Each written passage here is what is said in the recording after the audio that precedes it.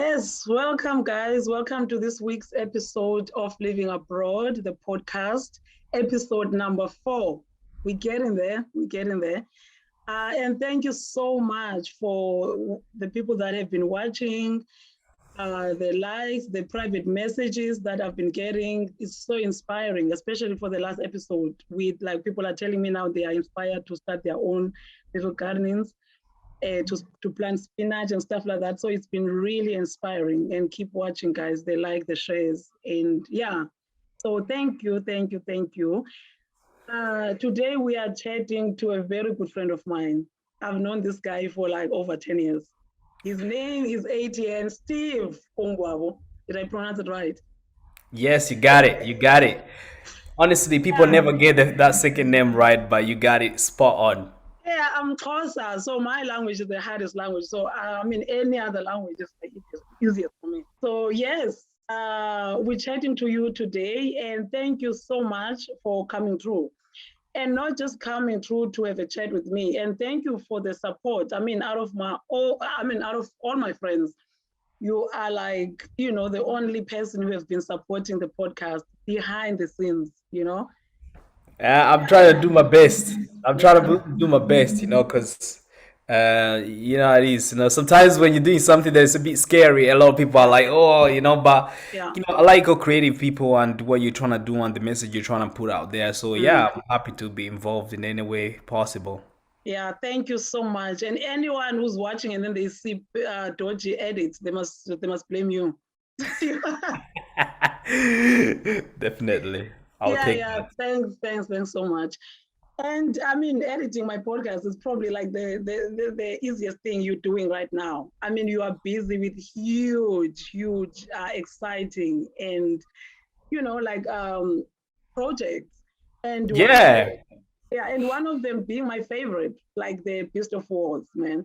Like, yeah. yeah. Uh, I mean, ever since I've known you, like I said, I've known you for over 10 years. And since the day one, like we've done like a stage plays together, Yeah. long time ago. But since then, you've been pushing. You've been pushing, like you've been DJing, you've been filming, you've been editing, you know it all. And now you are here. Like your hard work is probably like you feel like it's finally like paying off. Yeah, I feel like I'm in the right place right now because obviously when you start off, you've got your hands. You're like a human octopus. You got your hands in multiple things that you're Mm, really passionate about, that maybe you've grown up loving, and you're trying to find your way. You're trying to find your niche. You're trying to find something you really care about. mm, And it's taken me 10 years to just realize that I love storytelling, and that's why you see these comic books with Beats of War, Scotland's first black superhero, and the mm-hmm, film side of it, mm-hmm, which is the film that I'm working on at the moment. So yeah, I really love stories. I like that whole idea of taking people on a journey, mm, let them escape to another world, or watch a movie and have conversations about things that are affected by humanity right now. It mm-hmm. could be race, it could be things we're scared of, or things that we're not sure about in this world. So yeah, I really like that sort of idea of taking people for that 1 hour or 2 hours on a journey, Mm-hmm. and then after they watch it, they feel good, they have questions, they create conversations, and hopefully makes humanity the best Mm. we can be. Yeah, I mean, Beast of War, right? Scotland's first black superhero. Can you just like tell me about that idea? Like, how did this idea come about? So when I came to Scotland, it was that 2009, and then I was obviously trying to find what I wanted to do, get into college and stuff like that. And then when you starting to settle in a new country, obviously if you're from Africa, you don't really know how things work. So anyway, I managed to get into college. I went to Clydebank College, but all the years when I was living here, I started facing racism, and then it started make me question if I did belong in Scotland, if I do belong here. And then I started seeing how some of my friends that have maybe reacted to certain situations, for example, when the police stop you randomly, Mm-hmm. and search you for no good reason, because you're a black man driving a nice car. Mm, My friends reacted in certain ways, and me, it happened to me a couple times, and I was so frustrated. Like when you feel like you want to beat up somebody or you want to act in a certain way that is really angry. But now I started asking myself these questions. I'm like, if I decide these people, to control how I feel, my reactions, then how will I be different from my friends? End up getting locked up, a Mm, criminal record. So what I decided is to channel my frustration and my anxiety of how I see the world.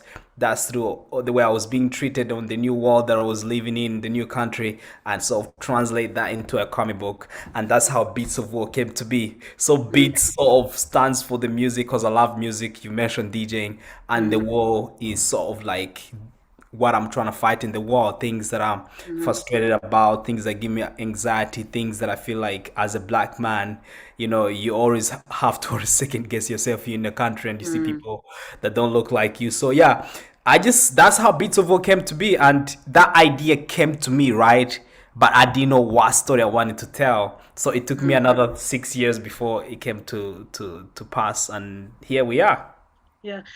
And I would say for me as a woman, as a black woman, of course I do experience racism, at work and I mean, like and just like generally. And I've never been stopped by the police. Can you tell me about that? I mean, when was the first time you were stopped?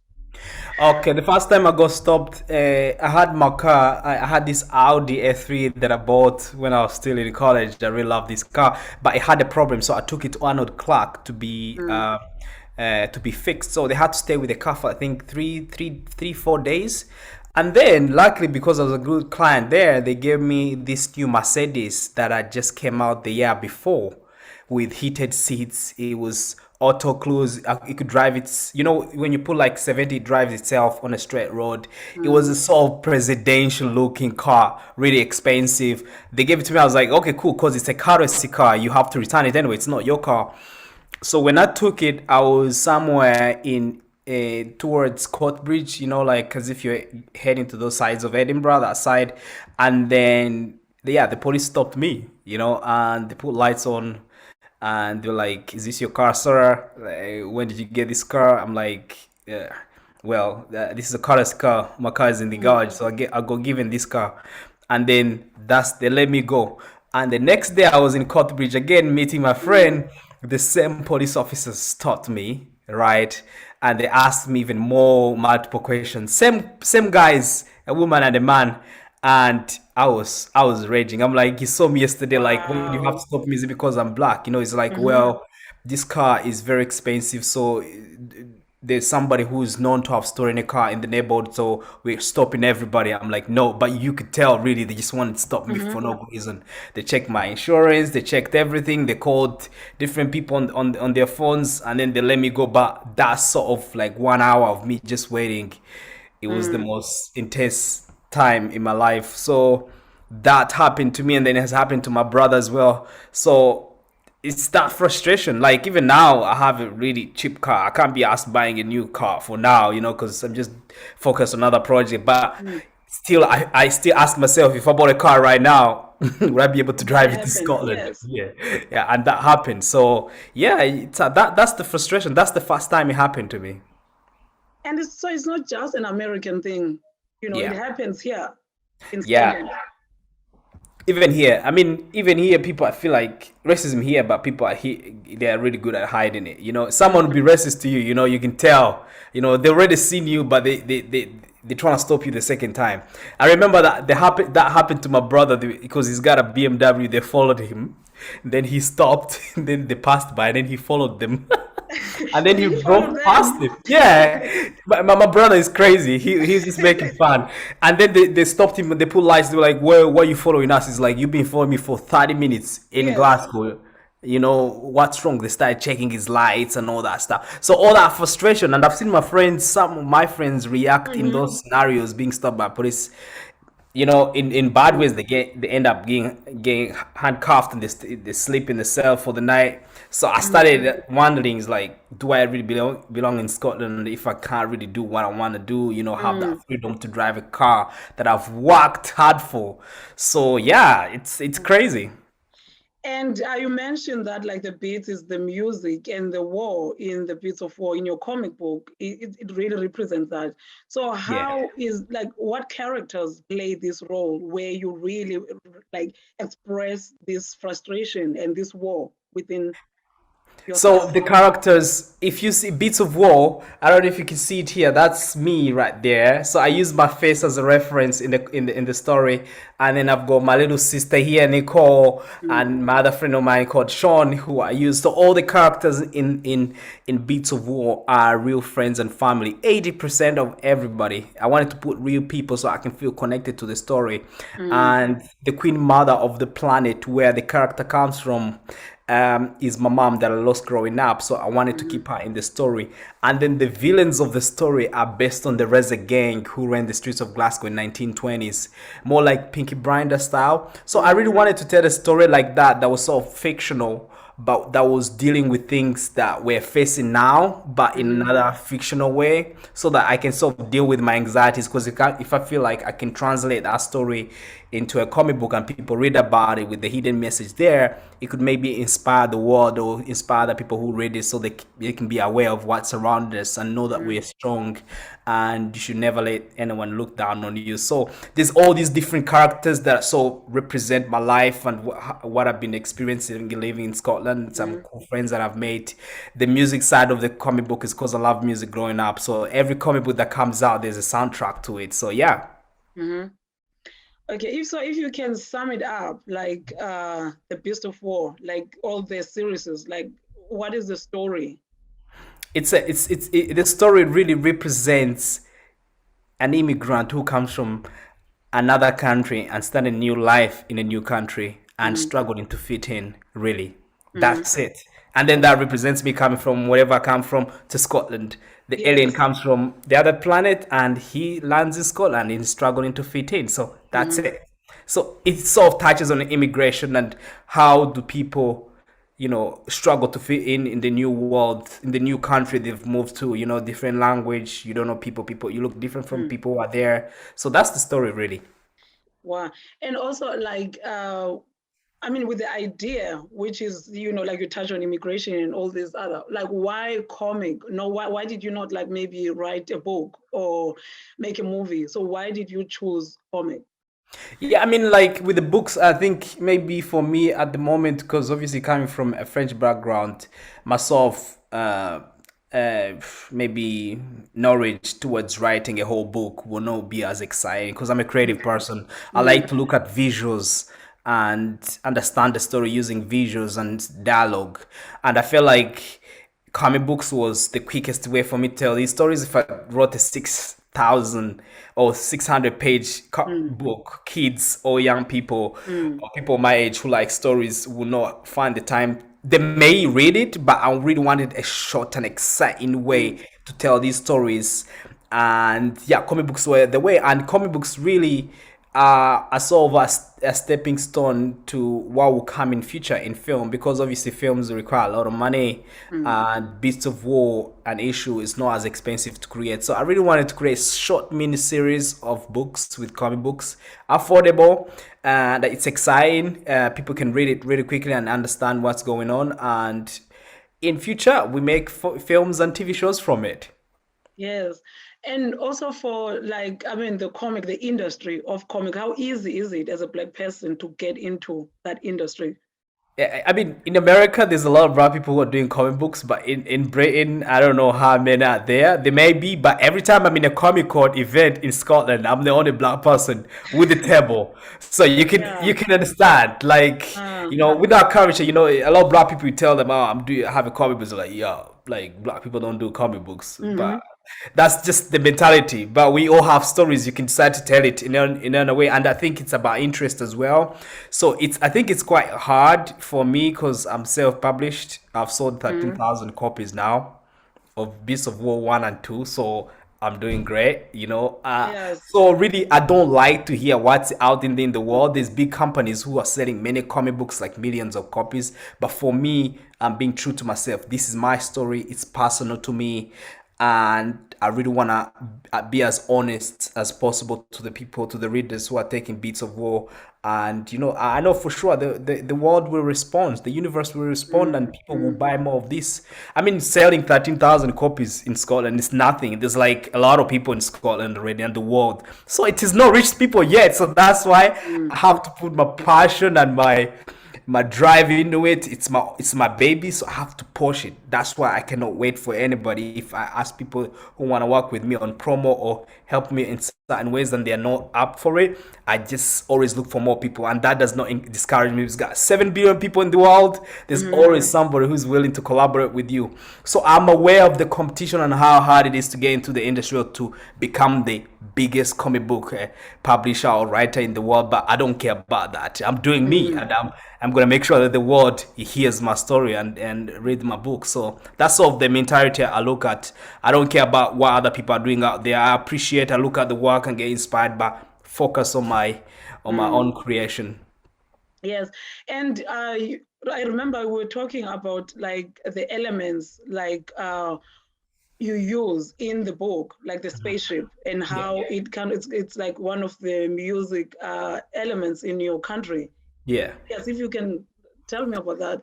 Okay, so as a filmmaker, I've always liked some directors that I've always looked up to, like James Cameron, the guy who did Avatar, Mm. and they get Ridley Scott, who's done all these alien movies. The way he draws his sort of characters from spaceship to the characters and how they're gonna look, storyboards, everything gets inspired by sea life.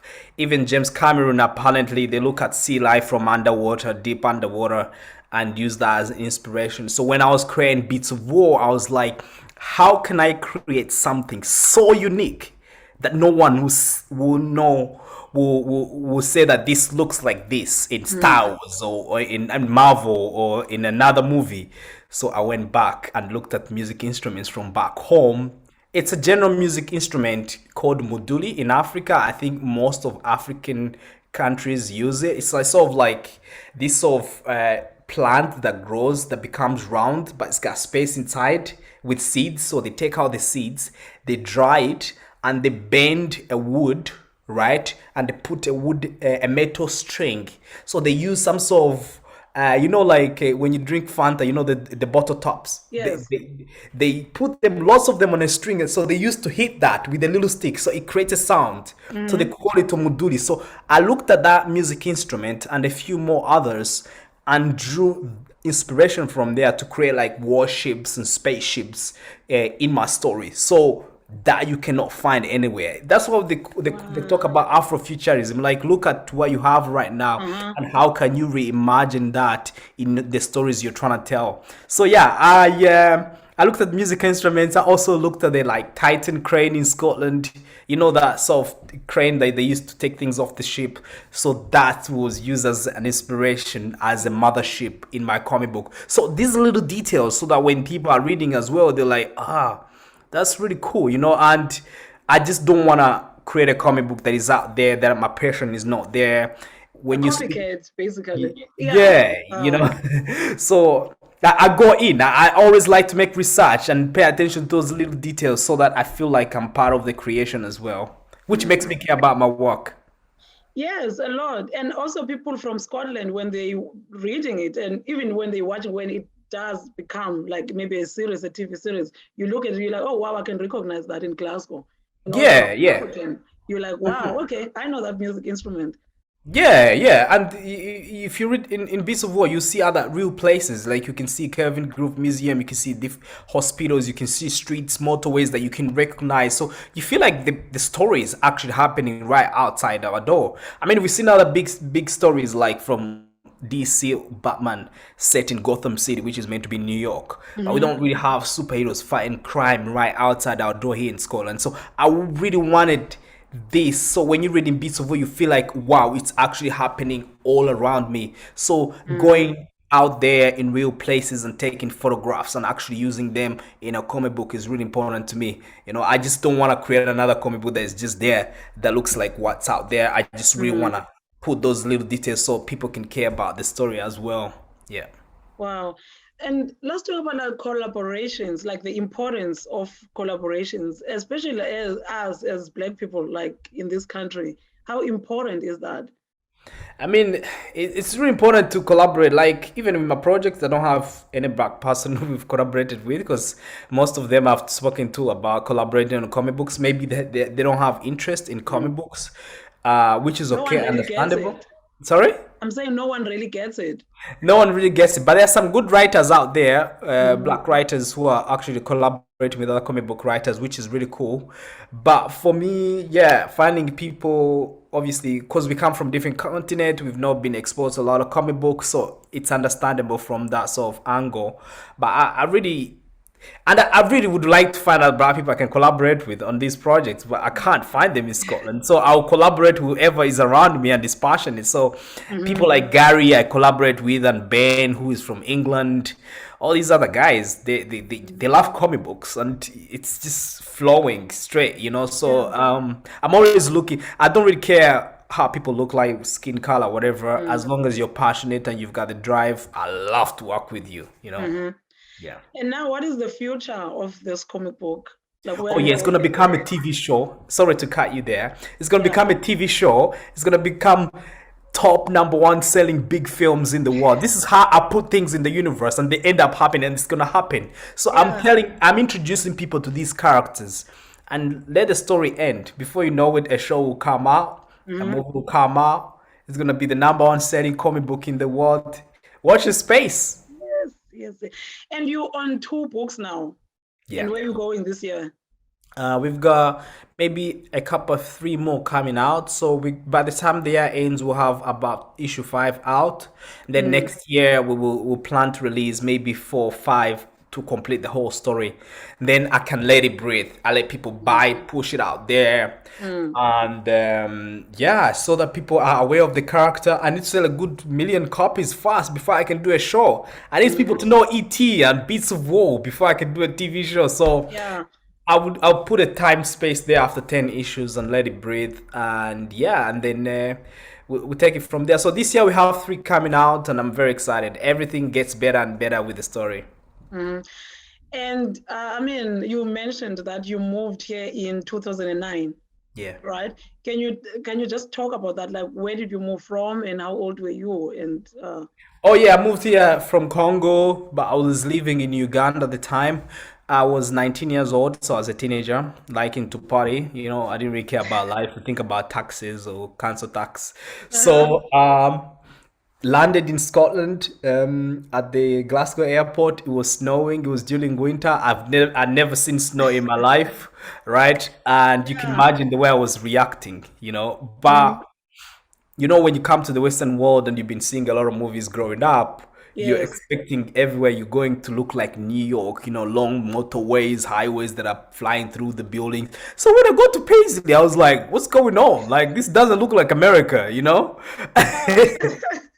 Yeah. For me, when I first landed, well, yeah, in the UK, and the first thing I saw, I mean, I'm coming from South Africa, from apartheid South Africa, Yeah. where white people are rich and they, like they stay on this side, and black people are kind of poor, most of them, and they're on this side. And the most people that are working as cleaners and in the shops are black people.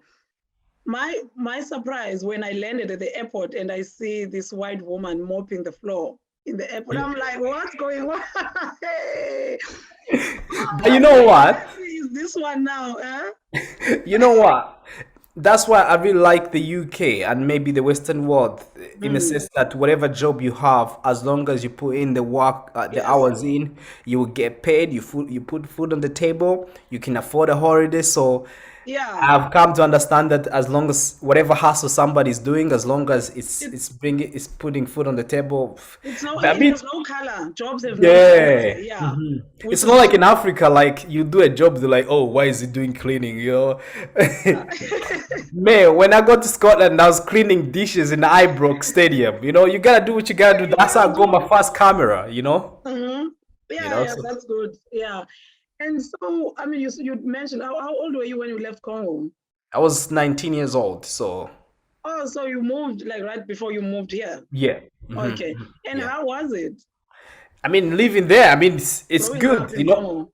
Yeah. But I mean, I lived in Congo, but also lived in Uganda more. I could say I was, by the time I was in Uganda, about 15, 14, around that age. So Mm, I kind of, my memory is mostly in Uganda because that's where I was living. That's where I made friends before I would go mm, reunited with my family. mm, So it's sort of like Africa, really, living in Congo for it. There's a country affected by war. So mm, now and then freeing to Uganda, which is more settled, people have got food, it's amazing there. mm, But I was living there as a refugee as well. mm, So, but made some really cool friends. But when I found out that I was gonna move here and meet my family, I was super excited. I was over the moon. mm.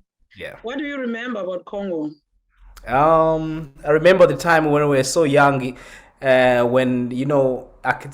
This is a story that I always tell that Mm, it shows that I really loved creativity. I remember we used to have an old 80s broken TV at the back of our house. And every time mom and dad went to work, I'd get my brothers and sisters to lie in the grass. You know those big TVs, they had like the inside part. So our TV was just a shell, that TV. So we had taken the stuff out. So I'll yeah. put my head through and start acting out some scenes that I'd seen like in Spider-Man or in a TV show that was called Tintin, the Adventures of Tintin. It was Mm. sort of a French animation. So I would just be, pretending to read news, like a news anchor. And honestly, those were the best times that I remember. And yeah, and we always talk about it with my brothers and sisters. Some of them they don't remember because they were really young, but Yeah. I remember doing that, and they were like, "You don't sound like a news person," but I was entertaining them at the time, and they were laughing, and it So was you it were was a good time. always like the producer, the filmmaker, even at that Yeah, and I age. didn't know that this was what I was meant to do, so. Well, I like in primary, I used to write like stories and I will charge people like, yeah, like I will write a story and then I will read for them at break time. So I will charge them to listen to my story and they'll be so interested. Like next day, they will be like, okay, fine. What's the next chapter? And I'll have to write the next chapter. So it's always with you, you know? Yeah, story is Yeah. always with you. So Because I remember as well, like, there's an elderly person in our family who used to read us stories. Like when you go to the village and they put up fire and they're telling these ancient stories about mm, Africa, and then there's drums. You said there was a big creature or whatever, and you'd sit there as a child and be like, "Wow, that's really interesting." So I really yeah. loved stories. I really love Mm, stories, and yeah, I'm not surprised that this is what I'm doing right now. mm. So I mean, your mom moved you, like you moved here. You left Congo, you moved here, and I'm sure she wanted you to do great things. Yeah. So what did she say when you kind of told her, like, okay, this is what I want to do? Well, with film and everything, she was a bit disappointed because she knew I was good with maths. In Mm, Africa, parents want you to be a doctor, lawyer, either physician or engineer, or you're a mm. disgrace to the family. If you don't do that, you're a disgrace to the family. So when I told her I wanted to be a filmmaker, she was looking at me like that. I think we had a very quiet, not talking time of 6 months, right? Oh, And she didn't understand it, but I was shooting music videos. I started winning a lot of awards in mm, college, and she started attending these events, and she eventually started coming, understanding. But now she fully understands that that could be a mm, career, because yourself, parents in Africa, they want you to have a secure job, you're paying your yes. bills. For me, I don't like. I'm a creative person. I don't like repeating the same routine all the Mm, time every day. I cannot sit in the office. Some people are maybe trained to do that and they're good at it.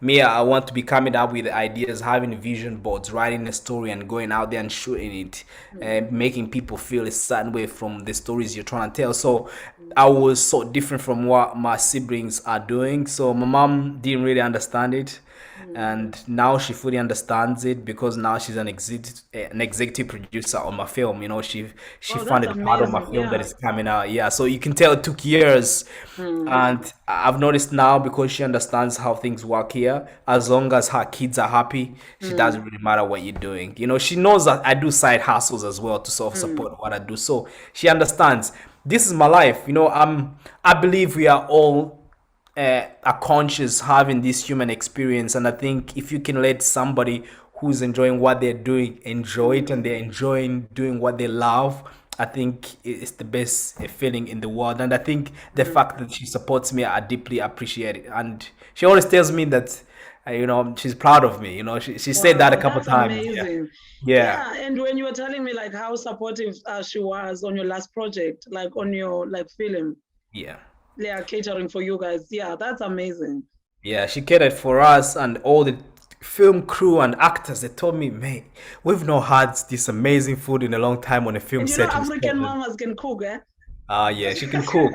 She got her own business. She's doing this with my sister, my big sister Delphine, who can cook as well. So Delphine was in charge of making all the meals, dropping. Everyone was having breakfast. They were having food, different salad. They were having, some, pasta mixed with some mains. They were having, different little things from Africa. They Yeah. tasted every bit of it, and everybody was really happy. We became like this little family because when people eat together, they're working together. You come together. It's quite interesting. So I really appreciate the support that she's giving me, and a lot more other people who have been helping me. Doing a film independently is not easy. But No, it's not easy at all. I'm Yeah. pushing on. I'm pushing on, and a few years from now, I'll be shooting some stuff in Hollywood.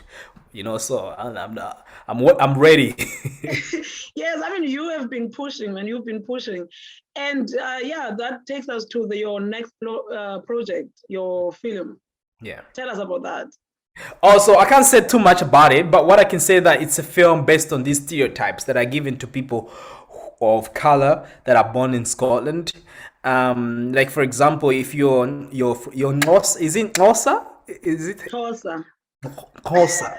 Let's say you're Xhosa and you're born in Scotland by your parents who come from South Africa, and you're born here, so you're Scottish but also Xhosa, right? And people will start, maybe if you move from whatever you're living and you start in uni and you meet new friends as a black person, they start thinking that you're supposed to act a certain way, you're supposed to know certain things, Yeah. because this is your culture, which is true. So it's really based about around this guy who moves from the Highlands, who was adopted at a very young age, a black guy, and he's struggling to fit in the new environment that he so found himself in. He's a student, and the film is set post pandemic, so after the pandemic is finished, so there'll be those references there. So it's a film I care about, really, that touches on some elements of, like, racism, orphans, and growing up with adoptive parents. My mom, I call my mom is my stepmom. So I always, growing up, I always asked myself if she really loves me like the way she loves her kids. So I sort of sometimes, I felt a little bit lonely within myself, kept myself. I didn't say this to her, but I felt like after meeting this guy who's a film actor in Scotland, I was doing this podcast for the BBC, and he told us, I forgot his name. I don't want to quote a wrong Yeah. name, but he said, "Tell your own stories."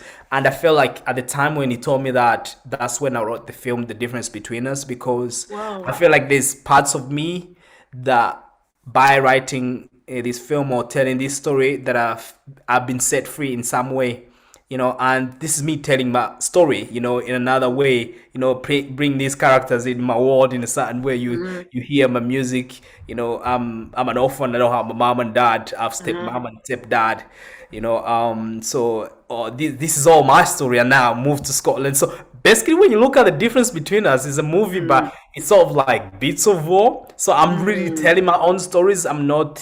I don't want to come up with something that I don't understand. That's why I'm sticking to a story of this black guy, how will he react in this new environment with people who expect him to act in a certain way. And definitely there will be lesson learned at the end of the movie, and it will have some conversation that will be created around people to understand that we are all human beings, and we should live together in harmony and peace. So yeah.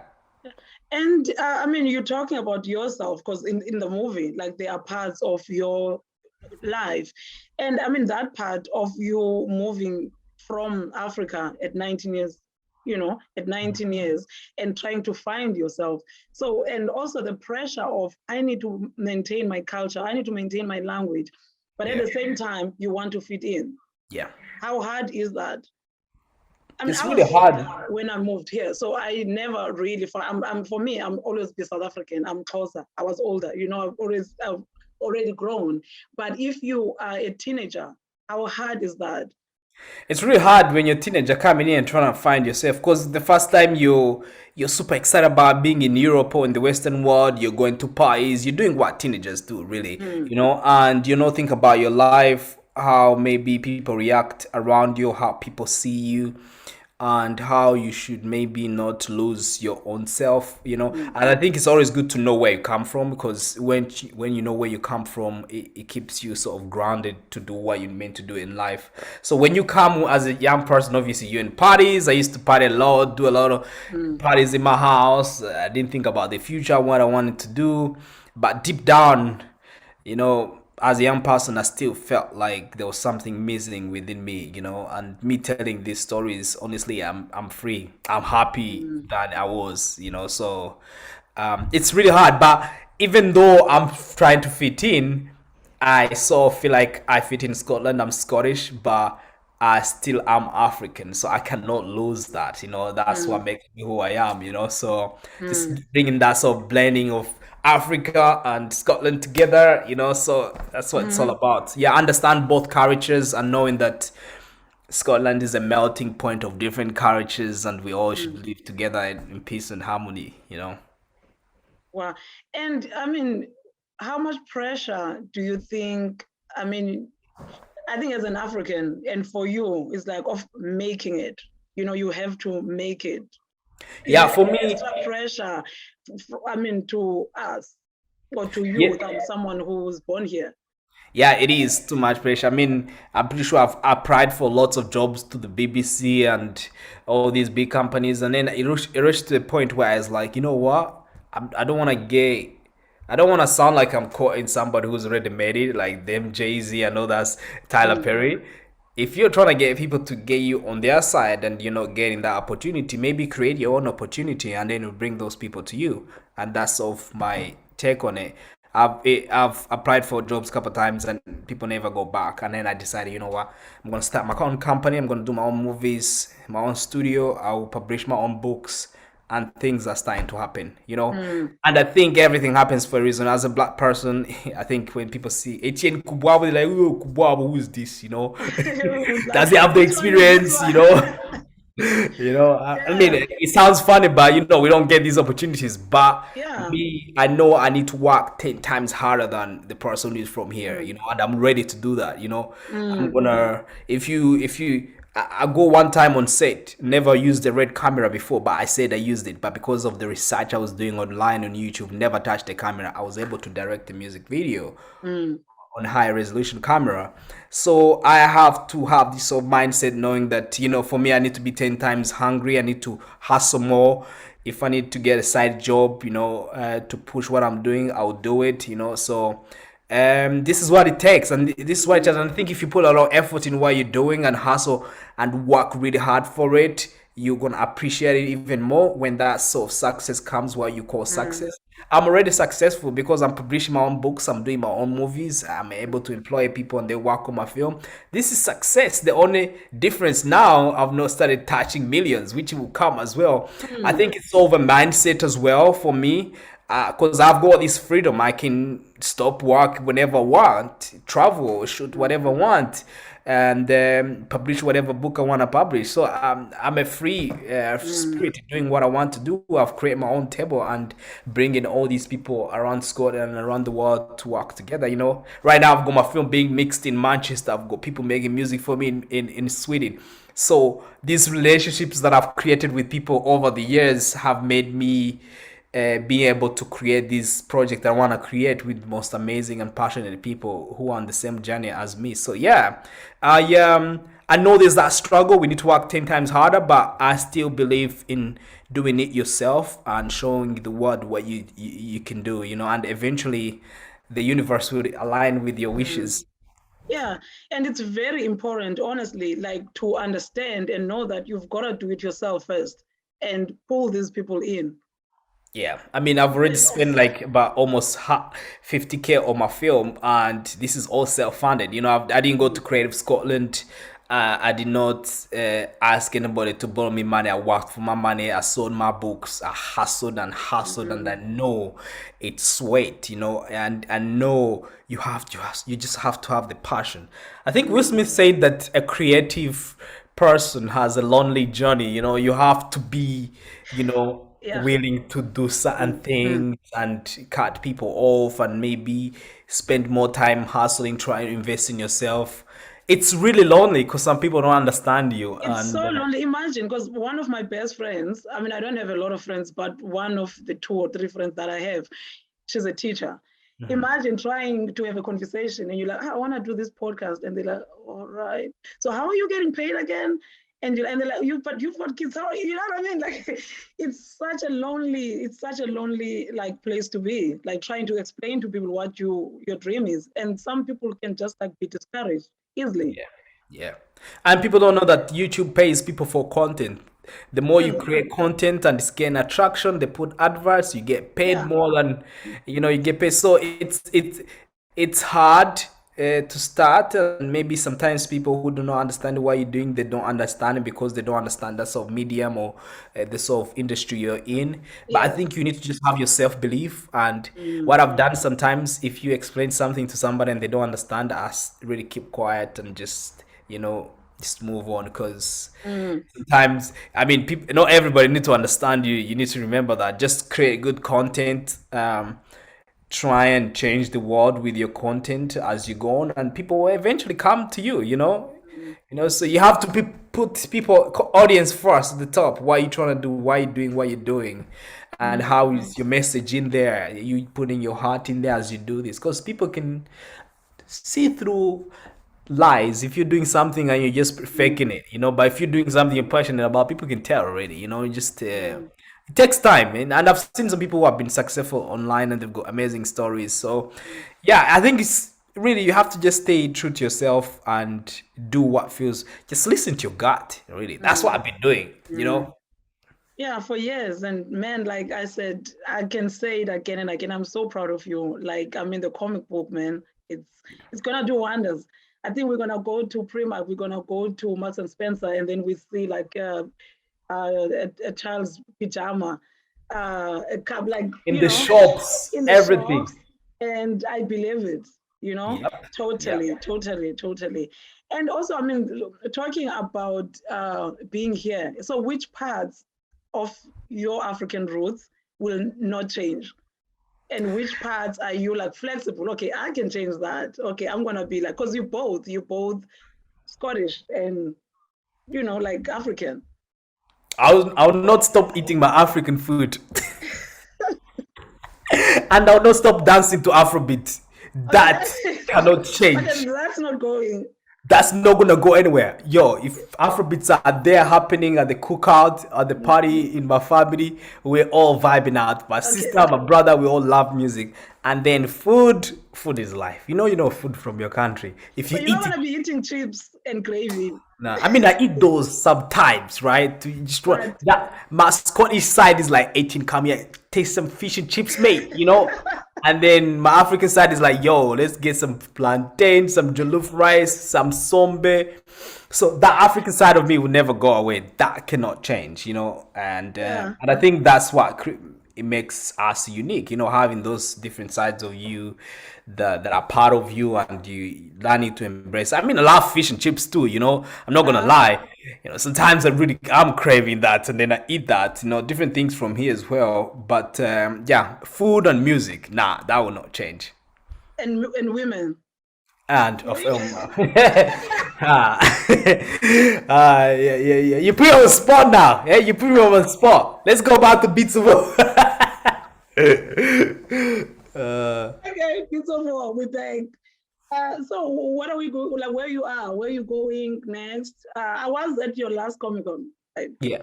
So I've got like about 13, 14 Comic Con events this year. I've got lots of them in June, like four of them. I'm trying to go in every event so I can promote the book. I'm starting Scotland, trying to focus in Scotland because the story is Scottish based, and then I can hit the world. I've got a bunch of Americans who really love Bits of War who've been buying from Atlanta, Los Angeles, but I want to really go to these events Uh-huh. this year, and then I'm trying to finish my movie. So mixing stage Mm. is intense, but I've got a studio doing that, which is quite exciting. So So when is your next event? Like from my today? next event is Uh-huh. on the 30th of this month of June. I mean, Where is of that? April, sorry, of April. So the 30th in Okay. Greenock in Scotland. So then after that, we've got 4th of June in Ayr, and then we've got a couple few in Centennial and Loch Lomond. So yeah. Uh-huh. Okay, so I mean, like, where can people buy it and everything? So Bits of War, you can get it on. If you put Bits of War Etienne on Okay. Google, you'll see my shop www.malawayfilms.com. You can Uh-huh. buy it straight away from there, and it's on Amazon. There's other couple shops that I'm collaborating with in London as well who've got it on their website. And Okay. yeah, if you put Bits of War Etienne Kubwabo in Google, you will Mhm. get a link. You will definitely get a link. Yeah, and how important is it for I mean for people to go and support you on the Comic Con on these events? It's important because every time I see my black person coming to that, like, ah, brother, like thank you, I appreciate it, And I've got Yeah. a few that have been coming to support me. They're like, yo, this is cool, this is different. We don't understand it, but Mm. we love to support you, which is really important. Then the Scottish people, the Scottish audience, they've been nothing more than they've been showing me love Wow. and support, and honestly, like the last Comic Con I went on, I saw like maybe 500, 600, 700 copies of Beast of War in within 2 days. That's insane. That's insane. Yeah, yeah. That's what I was telling some of my friends. Like, how many? Like, we sold like 50. I'm like, yeah, I sold that many. So I'm super. Like, I get people. I have got this smiley face. I'm like, come on, let me tell you, a superhero in your own city. Yeah. Fighting crime in Scotland. You've never seen this. Yeah. Best of my life. This. I mean, there's Mm. stories about a character that comes from space and is new to struggling to fit in. More like Superman is the same, but my story is different. It's AT and ET. The Mm. country, the planet where this character comes from represents Africa. It represents Yeah. a country where other immigrants come from. And it's not just Africa. This story can be for a person who's moved from Thailand and moved to America, or from Mm. America to Thailand, Can be or anyone. Japan. Yeah, Yeah. it's relatable in that sense, and I've added in my family as faces, as reference, so I can stay connected to the story, and I've made it my own story. It's really different in a way, the sort of the setting, Mm. the style. When you read it, it's got that Scottish vibe to it, and the drawings are different. I'm collaborating with the best people, and yeah, it's amazing. I'm excited. Crazy, man. Your work ethic, man, it's amazing. It's insane. And do you remember I told you, you remind me of this guy called DJ Smoke from my country. Yeah. I mean, the way that guy hustles. I mean, there was a time where in South Africa people didn't get him. He was coming up with this energy drink, and I think people were making fun of him. He was selling on the streets, and it's just like that hustle. You have that in you, and that's why it's paying off. Yeah, you Even have like to. the way you self made your current film, you Yeah. know, it's. I mean, the way you were telling me the production, the filming, and how you hustle to get locations and you manage to get this prison. I mean, we can talk all day about like the amount of work you put in your project, and it's Yeah. paying off. You know. Paying off, and I can't wait for the world to see it. Mm. When it comes out, we're gonna put in film festivals, and then after film festivals, we're gonna have a premiere, and then I'm gonna tour in lots of cities with the film and sell tickets. I'm gonna sell Yeah. tickets for a good year. I'm not gonna give up. Before Mm. any streaming platform picks it up, I will make sure that a lot of people see the movie before I move on to the next one. So yeah, I'm very excited. I think. Sometimes I'll tell you, I'll be honest with you, I don't know how I'm gonna do something, but I just believe. And then tomorrow I get an email, a message, someone does a transfer, this sells, this. I just believe. Sometimes Mm. there's like a black wall. I don't know how I'm gonna get to the other end, but because I believe in myself so much, things happen. That's why sometimes when I'm a little bit frustrated, or I'm caught up maybe with anxiety or maybe a lot of stress, I like to step back and stop and breathe and be like, Mm. okay, what have I done so far, and be grateful Mm, with what's around. Because sometimes you can get caught up on the next project, on the next thing you want to bring out, and you forget to see, to enjoy what's happening. I mean, I've mm. got two issues of Beats of War created by a black person in Scotland. Come on, this is Mm. epic. This is Not top. funded. Yeah, self-funded. Not self-funded. No one has Yeah. given me the personal money to put in this. So stopping for a moment sometimes to appreciate what's around you. It could be family, something else you're working on. When you're more grateful, I think for me, I see it opens more doors to achieving more things. Sometimes I'll tell you that I didn't even know how I got money for the film. I just sold Mm, books and books and books. People were buying. Edinburgh International Festival bought lots of books. Other mm. charities bought books. And then I've got Americans who are buying digital copies like crazy. And then before you know it, I got money. I was like, I think this can do a movie, right? You know, because and then And I was you like, fund I'm the just, project. Yeah. yeah. And then I invested, and I always look at money as a tool, that I can Mm, use, to better myself. All these things I'm investing in, they will really pay off in a mm. year or 2 years from now. So I'm Wow. pretty much optimistic, and sometimes when I'm doing certain things, I don't know where all these opportunities come from. I just believe and keep going. The importance of believing. And also, like before I let you go, I Mhm. mean, now you have these projects and you are like an independent filmmaker Yeah. and you came up with this comic book. I mean, people, I have no idea how, like studios have not picked up on this, you know? Yeah. So when they do, are you reading? Do you have a lawyer? I mean, are you ready to kind of like protect your creativity and protect your wealth? We, I've we already don't want to, we don't want to call you on the podcast in the next 10 years and you're like, hey, I signed out everything. So I've got a lawyer, I've got a manager, and I've copyrighted my IP, my intellectual property, which is Beats of War. And I'm not gonna sell this. I just gonna work with other studios to bring it Yeah. out. So I've been, this is my baby, and I all these stories just come from my head, So you are and informed in that way. yeah, I'm And no informed in one that is way. just gonna come in and be like, oh, sign here and then let's do it before you No, no, know no. it. I'm not gonna get. I'll collaborate with big studios, yes, because when you collaborate with big studios, you get the best for your Yes. work, and you time to a new audience, and this is all we want. Anyway, we want the story to reach the rest of the world. So Yes. I'll collaborate. I won't sell everything like that. I'll Mm, collaborate so that everybody wins anyway, and because I like collaboration. mm, Honestly, I've done this project and I've been able to reach here because of collaboration. Sometimes my ideas are good, but you meet somebody and they look at your idea like, how about you adding this, you adding yeah. this there, Yeah. and it makes it this really Yes. concrete Definitely. project. So I love collaboration. I'm not gonna sell it off, but I'll Okay. collaborate. I'll keep Please. collaborating so Please. we can make the best out of the best. Yes. Thank you so much. I mean, we can talk all day. Yeah, Like we can appreciate it. talk all Appreciate it. day. Yeah. Thank you so much. And you're gonna put your website and everything so people know where to find you. Also, I've got GoFundMe where people have asked me to set it up so they can support Bits of Vocals. It's all self-funded, so they love the story. They asked me to set it up, so I'll share the link with you, Yes. and if you want, you can share it on your project. That I Yes, would definitely. appreciate it. Yeah, No problem. Thank you so yeah, much.